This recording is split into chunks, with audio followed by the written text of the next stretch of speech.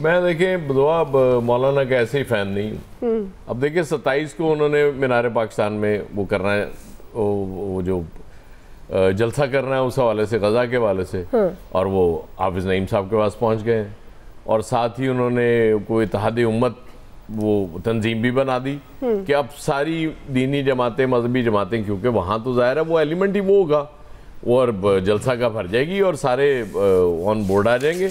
इसलिए मौलाना तो बड़ा अच्छा खेलते हैं, कमाल खेलते हैं।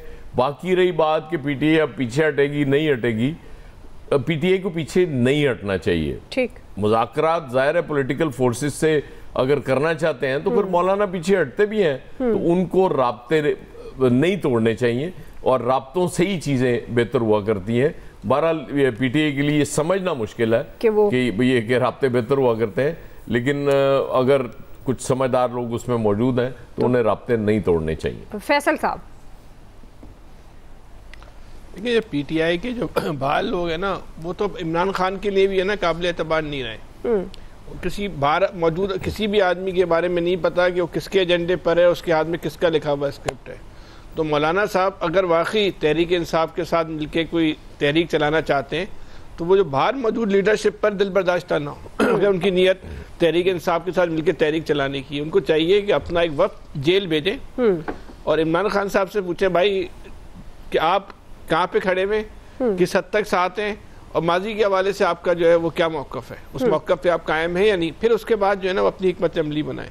बाहर मौजूद लोगों पे बनाएंगे तो बाहर मौजूद लोगों ने तो पीपल्स पार्टी का तहरीक इंसाफ का तिया पांचा कर दिया, तो मौलाना साहब को वो कहाँ वो बख्शेंगे। बाहर वाले आदमी इस वक्त तहरीक इंसाफ में जितने लोग भी बाहर हैं वो सबके सब नाकाबिल एतबार हैं। सही, चलें क्विकली ब्रेक सकते हैं। इसी सवाल पर नवीद साहब और इलियास साहब का टेक लेंगे, हमारे साथ रहिएगा।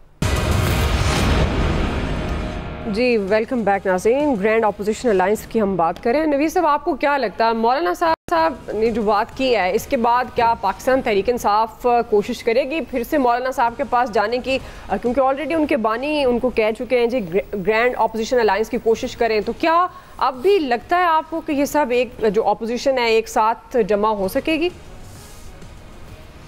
मेरे ख्याल में इसी प्रोग्राम में पहले भी बहुत दफ़ा हमने ये बात की और मैंने हर दफ़ा यही कहा कि मुझे नहीं लगता कि ग्रैंड अपोजिशन अलायंस जो है वो बन पाएगा। ग्रैंड अपोजिशन अलायंस इस वक्त मेरे ख्याल में दो ही पार्टियां हैं, एक तो पीटीआई और दूसरी जमीयत उलमा इस्लाम फजल रहमान ग्रुप है। जमात इस्लामी जो है वो तो अपनी 1.5 इंच की मस्जिद से आगे जो है वो नहीं चलती, वो सोलो फ्लाइट ही कर रही है। और दूसरी तरफ अचकजई और ये तो अभी उस मेन स्ट्रीम पार्टीज में नहीं आते। अच्छा, रीज़न क्या है? रीज़न बेसिकली ये है कि कॉमन एजेंडा नहीं है। देखिए, इससे पहले जो भी तहरीकें उठी हैं, एमआरडी की तहरीक थी या एआरडी की थी, alliance for restoration of democracy, movement for restoration of democracy, वो एक बड़ा एजेंडा होता था। यहाँ पे एजेंडा पीटीआई के सामने जो है ना वो बेसिकली ये इमरान खान साहब की रिहाई। तो क्यों इमरान खान साहब की रिहाई के लिए जो है वो मौलाना साहब और शाहिद खाकान अब्बासी या फलां जो है वो आके इनके साथ अब अलायंस बनाएंगे और कोई मूवमेंट चलाएंगे। जहाँ तक मौलाना साहब की बात है, मौलाना साहब बड़े ज़ीरक और बड़े प्रेगमेटिक पॉलिटिशियन हैं। वो कभी हवा के रुख के खिलाफ नहीं जाते। उनको जब इस बात का एहसास होता है कि जी जो इस्टेब्लिशमेंट है वो खड़ी है, वो इस सिस्टम को अभी डिरेल नहीं होने देगी, तो वो कभी भी ऐसी कोई गलती नहीं करेंगे कि वो कोई जो है वो गवर्नमेंट के खिलाफ मूवमेंट जो है वो शुरू कर दे। और इसके अलावा ये कि वो गिव एंड टेक है, वो उनको कुछ मिलेगा, उसके बाद जो है वो जो है पीछे हट जाएंगे। तो इस वक्त सिस्टम को जो लोग चला रहे हैं वो इसको चलाते रहेंगे। तो कोई भी मेरे ख्याल में जब तक के इकोनॉमिक सिचुएशन जो है वो इम्प्रूव हो रही है, तो जो सिस्टम को चला रहे हैं वो इसको चलाते रहेंगे और वो इसको चलाते रहेंगे, तो कोई अपोजिशन अलायंस नहीं बनेगा और जो है वो गवर्नमेंट को कोई खतरा नहीं हो सकता। इलियास साहब, देखिए जो अभी मौलाना ने आज जो शुरू किए, 2 दिन से लाहौर में बैठे हैं, अपना इजलास कर रहे हैं अपने, तो इजलास में यही उनके जो है उसके अभी तो करेंगे नहीं, लेकिन यही है कि ग्रैंड अलायंस बनने की बातें होगी। अब जमात इस्लामी से मिलें, अब दूसरी सारी जमातों से मिलेंगे,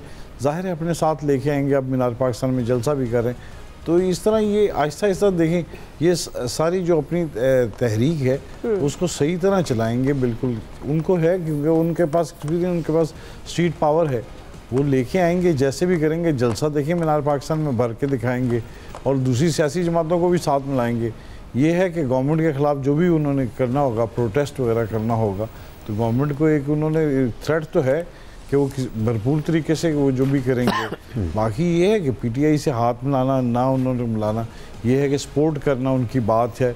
एक अपने ताल्लुकात बेहतर करने के लिए एक स्टेप आगे बढ़े हैं। वो मुकम्मल तौर पर तो नहीं कि उनके साथ मिलकर वो करें, लेकिन उनको सपोर्ट करेंगे बिल्कुल इसी तरह, क्योंकि मौलाना को जो पहले उनके पुराने दोस्तों से जो धोखे मिल चुके हैं, तो मौलाना उन धोखों से अब ज़्यादा यानी डरते हैं और वो अपना अलहदा रहते हैं कि वरना भी गवर्नमेंट में हिस्सा लेना होता तो मौलाना ले ना चुके होते हैं। अब मौलाना जो भी काम करेंगे डायरेक्ट करेंगे डायरेक्ट करेंगे। ठीक है, पॉइंट आ गया, वक्त खत्म हो गया। आप सबका बहुत शुक्रिया। आज के एक्सपर्ट से इतना ही, ख्याल रखिए, अल्लाह हाफ़िज़।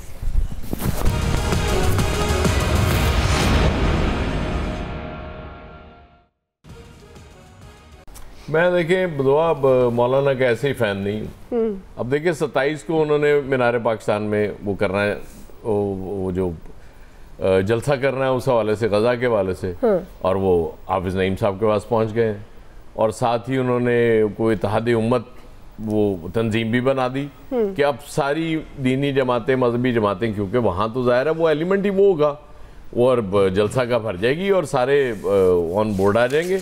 इसलिए मौलाना तो बड़ा अच्छा खेलते हैं, कमाल खेलते हैं। बाकी रही बात कि पीटीआई अब पीछे हटेगी नहीं हटेगी, पीटीआई को पीछे नहीं हटना चाहिए। ठीक, मुज़ाकरात ज़ाहिर है पॉलिटिकल फोर्सेस से अगर करना चाहते हैं तो फिर मौलाना पीछे हटते भी हैं, तो उनको राब्ते नहीं तोड़ने चाहिए और राब्तों से ही चीज़ें बेहतर हुआ करती हैं। बहरहाल पीटीआई के लिए ये समझना मुश्किल है कि ये के राब्ते बेहतर हुआ करते हैं, लेकिन अगर कुछ समझदार लोग उसमें मौजूद हैं तो उन्हें राब्ते नहीं तोड़ने चाहिए। फैसल साहब, देखिए पीटीआई के जो बाहर लोग हैं ना, वो तो इमरान खान के लिए भी है ना काबिल एतबार नहीं रहे। किसी बाहर मौजूद किसी भी आदमी के बारे में नहीं पता कि वो किसके एजेंडे पर है, उसके हाथ में किसका लिखा हुआ स्क्रिप्ट है। तो मौलाना साहब अगर वाकई तहरीक इंसाफ के साथ मिलकर कोई तहरीक चलाना चाहते हैं तो वो जो बाहर मौजूद लीडरशिप पर दिल बर्दाश्ता ना हो। अगर उनकी नीयत तहरीक इंसाफ के साथ मिलकर तहरीक चलाने की, उनको चाहिए कि अपना एक वक्त जेल भेजें और इमरान खान साहब से पूछें भाई कि आप कहाँ पे खड़े हुए, किस हद तक साथ हैं और माजी के हवाले से आपका जो है वो क्या मौक़िफ़ है, उस मौक़िफ़ पे आप कायम हैं या नहीं। फिर उसके बाद जो है ना वो अपनी हिकमत अमली बनाएं। बाहर मौजूद लोगों पे बनाएंगे तो बाहर मौजूद लोगों ने तो पीपल्स पार्टी का तहरीक इंसाफ का तिया पांचा कर दिया, तो मौलाना साहब को वो कहाँ वो बख्शेंगे। बाहर वाले आदमी इस वक्त तहरीक इंसाफ में जितने लोग भी बाहर हैं वो सबके सब नाकाबिल एतबार हैं। सही, चलें क्विकली ब्रेक सकते हैं। इसी सवाल पर नवीद साहब और इलियास साहब का टेक लेंगे, हमारे साथ रहिएगा।